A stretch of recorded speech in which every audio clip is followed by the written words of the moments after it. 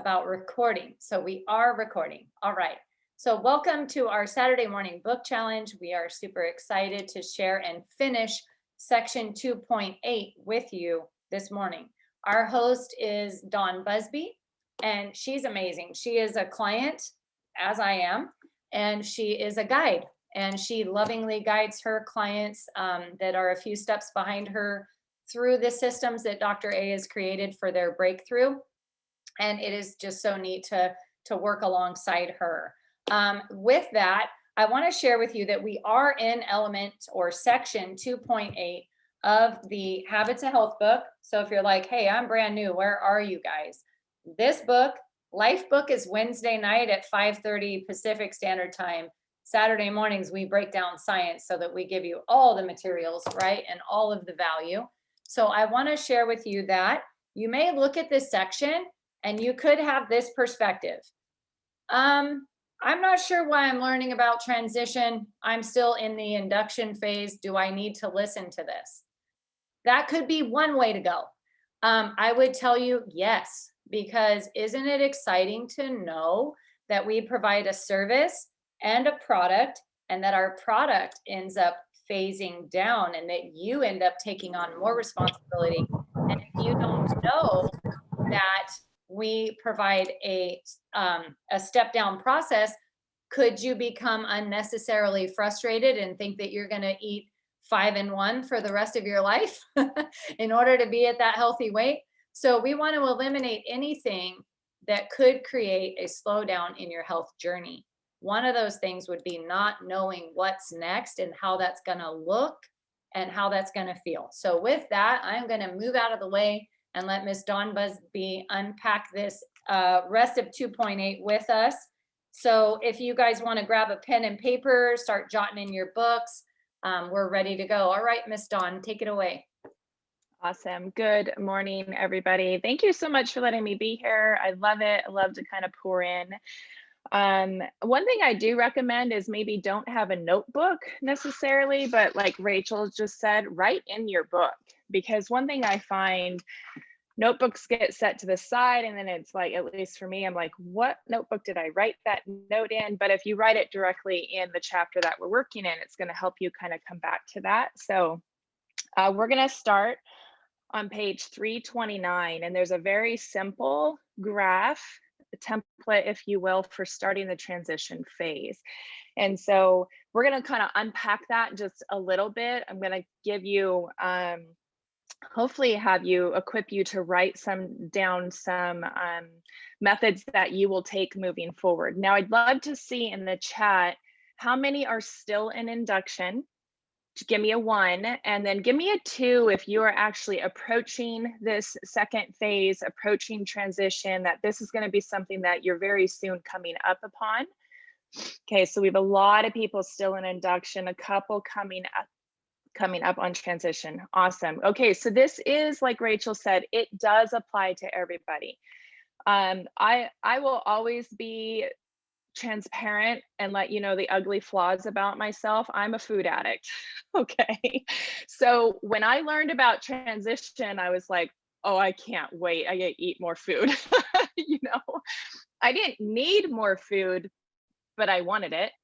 So just even knowing fruits and berries get to come back in, brown rice. I don't know. Anybody else love brown rice? I love brown rice. It's just kind of I could eat it all day. And so it was just a really great mental pacifier, almost, if you will, to understand all of that comes back, right? So even if you're not there yet, no, this is really great. Information drives decisions. And we just want you to be equipped. We want you to understand that all of this, you're going to get to a point where you're like, I cannot eat this much food, because you've trained your body to really thrive on what it needs, right? We're coming out of this really awful issue that we have of overeating. Okay, so let's move in. Page 329, very top, is this beautiful graph. It breaks down transition quite easily. Your first week of transition, nothing changes, nothing goes away. You simply add a serving of vegetables. You can add that to your lean and green, but now that's a lot. So what I really loved to do is I would take that, let's say it was a full cup of broccoli, and I add that to my mashed potato fueling. Super easy, right? You can get creative with that. It's best to add it to a fueling, but you're still 5 fuelings and 1 lean and green at that point in time. Okay. Week 2, now we're going to drop a fueling. So now you're only going to be eating 4 of our PCMRs, and then you're going to be adding in fruit. So that can look like 2 small pieces of fruit. That could be a cup of cubed up fruit or berries or whatever it is. Now, here's the thing, we like to keep the macro balancing in line as well. So you don't want to just drop a fueling and then just eat a peach. Okay, so now that's only a macro of carbs for your body. We want to try and get some fat and some protein as well.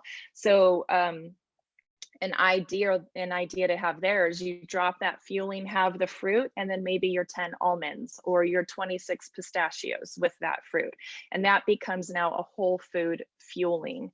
And Rachel, I would love if at any time I've wonked anything out, of course, I know you'll step in, but you have my full permission to step in because we are all clients and still learning. And so with that, okay. And where you can find a really great list of lower glycemic fruits and berries is page 247 and 248. So I put that little note right there on week 2 of my chart.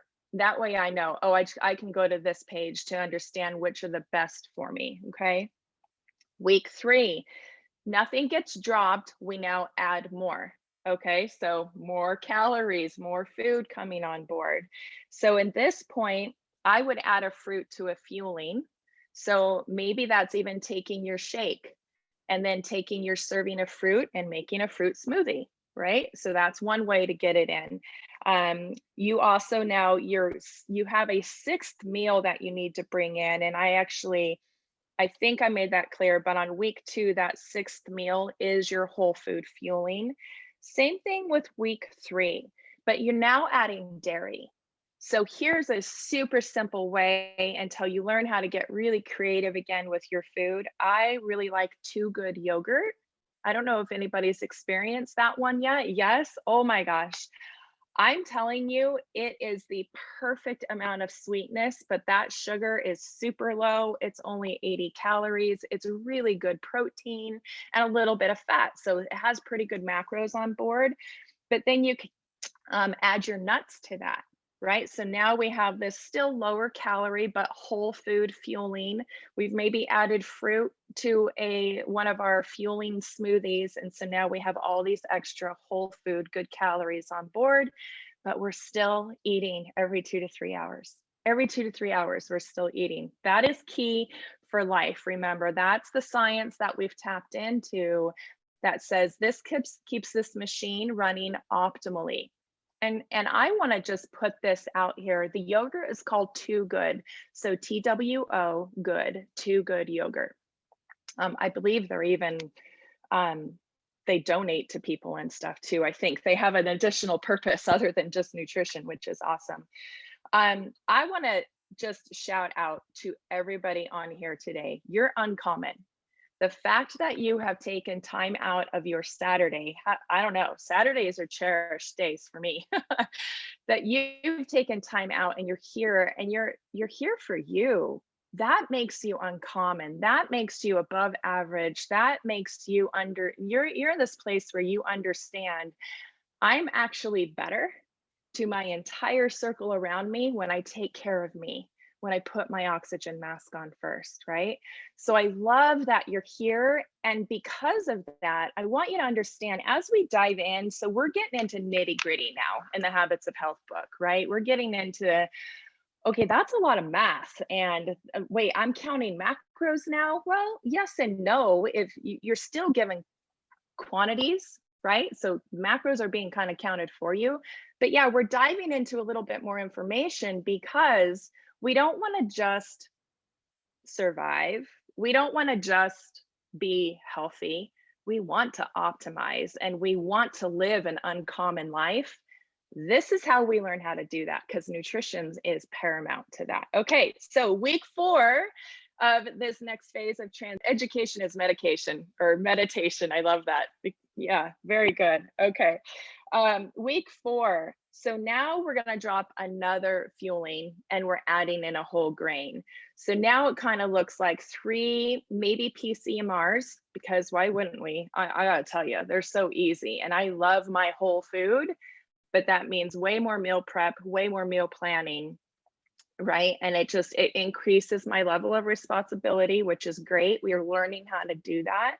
But PCMRs are just so easy. Those are your fuelings. So, but now that week 4, you're down to 3 snacks, and you're down to 2 lean and greens, but possibly even a 4 and 2, because hopefully through transition, you're also moving into working out. And just because you're at a healthy BMI, you may not be exactly where you're at. You might want to drop a little bit more. And truth of the matter is, as you start working out, that 4 and 2 can really help you to drop any remaining, like maybe get into that healthier range, middle range of that healthy BMI. And then we move forward from there. So there's kind of multiple phases in this too. That's just so you know, lots of options, but you're going to cling close to your coach with these things. And we're going to walk you through exactly what that looks like for you, according to your job, according to your lifestyle, right? How can we get all this in and make that work? Okay, so those whole grains come in. That is a very nutshell thing. I don't want to spend a massive amount of time on this. I want to touch some other points. But does anybody have any questions on how you drop a fueling and add a new food group? Just either raise your hand and come off mute or put it in the chat. I want to make sure that that's pretty well understood. I think we're okay. All right. Awesome. You guys rock. Okay, so do you remember the TEE from last week? Does everybody have their TEE? Did everybody do that? Did put a 1 in the chat if you have your TEE and you know what I'm talking about? Okay, we were currently on page 329. Your fruits and berries and even vegetable glycemic choices are on pages 247 and 248, and everyone has their TEE. Great, you're gonna just keep matching that up with this transition. As you add in calories, you're gonna just make sure you're in line. It's gonna help you to understand, oh wait, why did I put 5 pounds on? I expected maybe 2 to 3 by the end of this, but right? So it's going to help you to start to understand some of those things. If you do start exercising through transition, go ahead and add an additional 4 ounces of protein, either to one of your lean and greens, or again, I love our mashed potato fueling. It is so dang versatile. You make a shepherd's pie out of it, basically, right? Add some of that protein, whatever you want it to be, and some of your vegetable to that fueling. It kind of helps out there. If you turn to page 330, Dr. A is giving you a great example of what this actually looks like tangibly with a meal plan. There's a 1-day meal plan for you. You can even start there. Just start with exactly what he's given you, right? Super easy. And then we move into permanent eating system, right? So when we get to this place of a healthy BMI, our body is no longer able to pull from fat stores because we've gotten rid of the excess, and we need to keep a little bit for ourselves for life. That's okay, right? That's why we have a healthy range even, and you can get below that. So what we want to do is find this equilibrium between energy intake and outtake. And that's why we need to know our TEE. That's why we need to be really honest with ourselves about our TEE. So even if I'm exercising, I believe it was Rachel who mentioned last week, I should only be using a multiplier of 1.2 if I have a desk job, even if I'm exercising, because the vast majority of our time we're just not moving. And so we need to be honest with that and go accordingly to there. So basically you're going to add 100 calories a day once you get past that, the first part of transition, which is the first 4 weeks. And then you're going to continue to add 100 calories a day until you reach that max TEE with your specific calorie multiplier that you're going to use. Okay. Dawn, can I just interrupt Yes, a little something, just looking at the please. comment? I'm housekeeping comments for you. Thank you. One of the things that you can do if you're like, whoa, I missed last week. Number one, we recorded it. We went deep on TEE and we put it in Nourished. So you could just go in, and if you guys are like, where do we find these, right? Go into Nourished, click that search button and type Tim Richards, easy, because he's the one posting them, right? So it'll all come up. And if you can't find it there, type in book challenge and they will come up.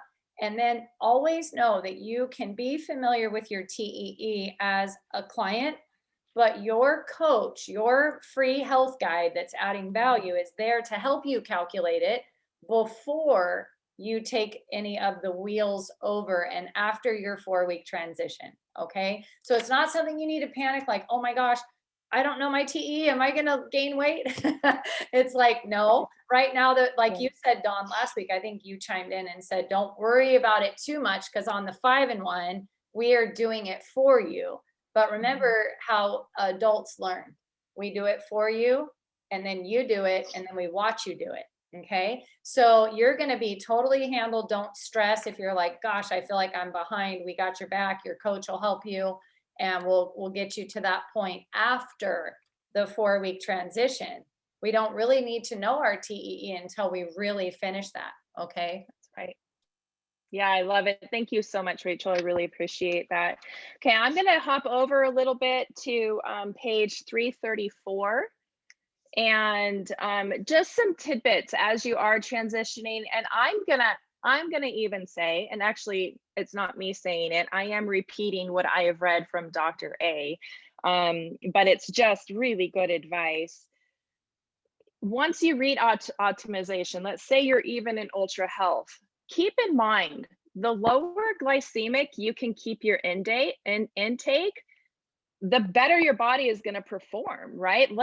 Why not learn to continue this incredible habit of keeping that insulin pump turned off? Like, I don't know about you, but I cranked my pancreas really, really hard for years and years and years. I think it's time to give it a break, right? So just keep that in mind with your foods.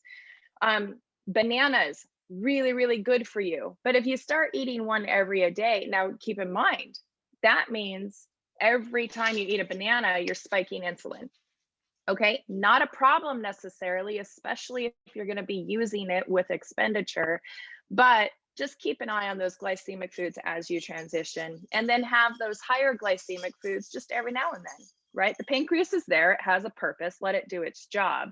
Let's just not overwork it. Okay. I don't know about you. Who loves sushi? Give me a one in the chat if you love sushi. Sushi is my jam. Here's the problem with sushi. I need like 4 trays to fill my gut. At least I used to. Now I'm actually good with one roll. What happened? Okay. Here's something really great that I did read from Dr. A on page 335 when he's talking about rice. Did you know that when you 5-in-1ers, not yet, okay, fat burn, give your body a chance to tap into those stores. Let's not spike insulin, okay? But once you're into optimization, when you eat sushi with vinegar and seaweed and a protein, right? It's usually what's all encompassing. It actually totally lowers that glycemic level. So that is also something that can come back. But I've also discovered sushi wrapped in a cucumber. That is good.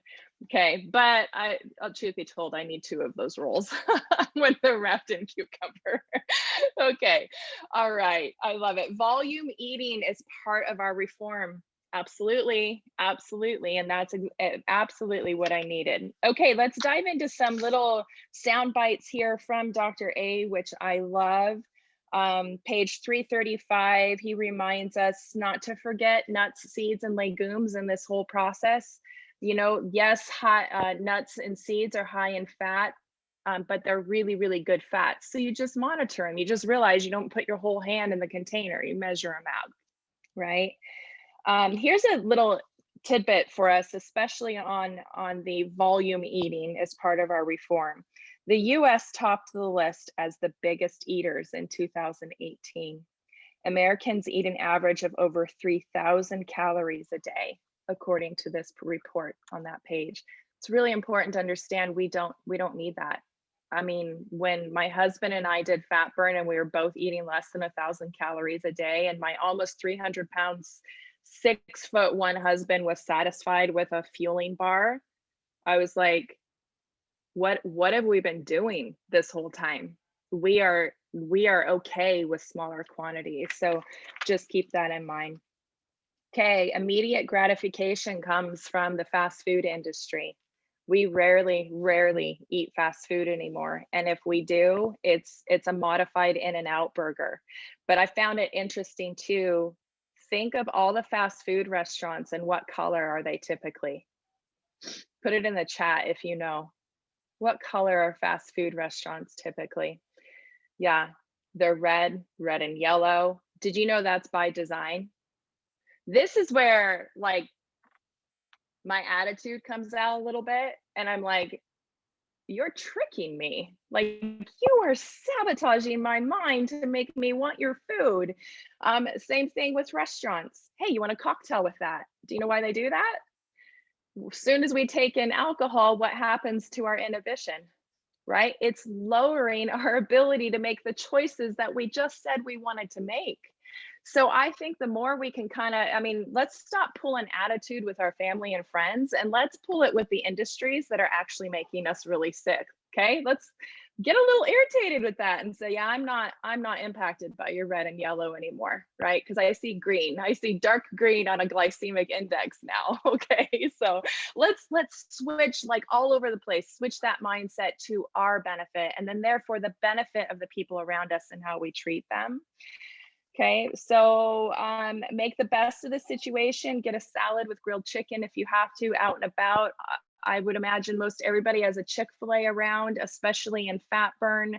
Market salad, no fruit and berries, no granola, and do a light Italian dressing. Golden, done, taken care of. You're good to go on program. Okay, there are ways around this if you want them. So you really need you to hear that. There is absolutely always a way to stick to your health. And it's not a program, it's not a goal. I mean, it is. Those are beautiful, beautiful things, but ultimately, it's health. It's health that we've decided, and that never stops, right? So we never go on or off program. We've either chosen health or we haven't chosen health. And that's really crucial to keep in mind. Okay, so let's move to page 337. And actually I covered that a little bit. This whole page is great. It goes into that dining out and how you can make better choices. It touches on that alcohol issue there. And then there's a little sidebar nugget there that I want to touch on really quick. And this is referencing the fuelings. It's referencing these beautiful PCMRs, which are scientifically formulated, macro balance, 24 vitamins and minerals, fiber, probiotic. Go ahead and try and duplicate that in whole food, my friends. You can't, not for the calorie count. So keep that in mind. And what I do love is our fuelings, they are considered raw, right, Rachel? They're not heated above a certain temperature, which classifies them basically as a raw food.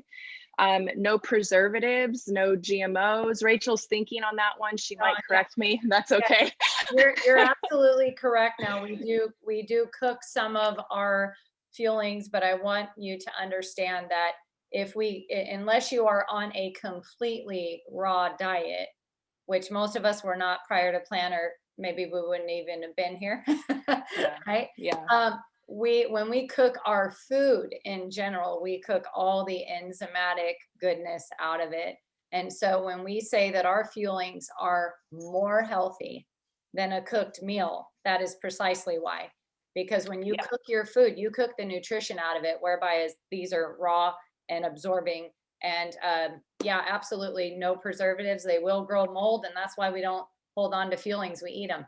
Yeah, I tried cooking a bunch ahead of time once. That didn't work real well for me. It was like $25 in the drain, right? Okay, so a little tidbit from Dr. A on the fuelings. They really helped me to get in my 5 to 6 fuelings or meals, whatever it is, even in the midst of a busy lifestyle, traveling away from home, or just out and about and hungry. We never have to go hungry again. We can always fuel this machine and keep it running on all cylinders. And what that does, the ripple effect of what that does in society and our family units and everything else, it's priceless, you guys. And that's the encouragement here.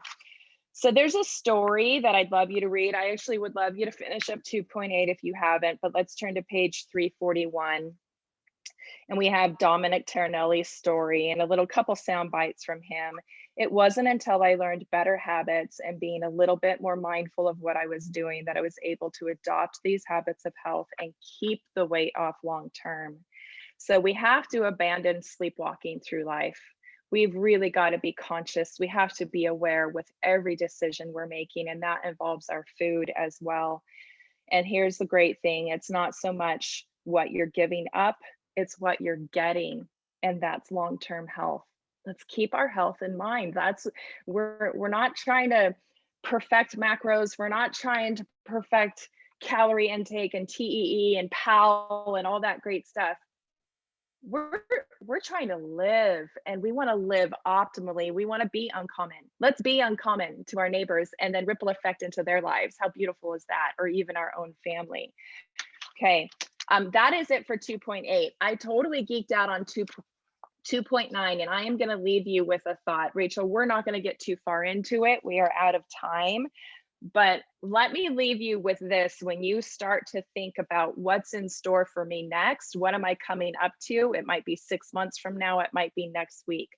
Movement and exercise, they're two entirely different things. They're both very crucial to your life, okay?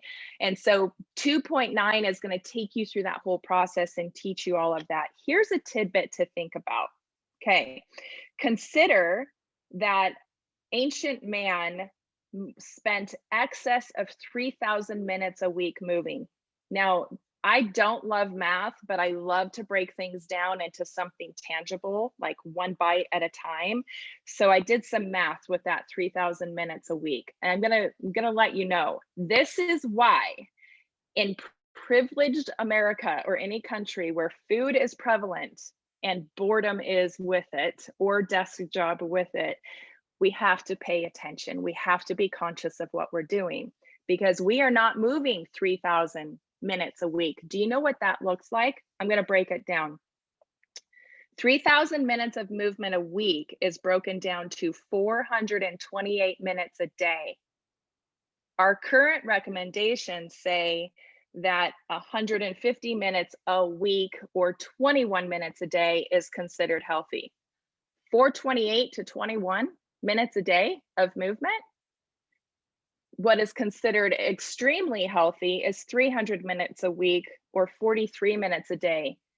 Guys, we're still shy 400 minutes a day of movement, of how this human frame was designed. So keep that in mind. So next week, we're going to dive into how do I move? How do I bring in motion and activity, even on 5 and 1? Okay, and that's NEAT and EAT exercises. With that, I give it back to Rachel. Thanks for your time, guys. Wow, wow, wow. What an awesome job, Dawn Busby. You're just so passionate about what we're doing, and it just comes right on through. So thank you so much. That was awesome. Well, look at this progressive learning that you get to hold on to. So last week we calculated the TEE, right? How much energy does my body actually need, right? And then we're learning transition, so we could see around the corner that this is not a diet and have full rest in the inductive phase. And now we're going to start to talk about, hey, sitting's the new smoking. We got to move. Maybe that's why your plateau is happening. It's not a plateau. We don't plateau here, but maybe that TEE needs some adjusting.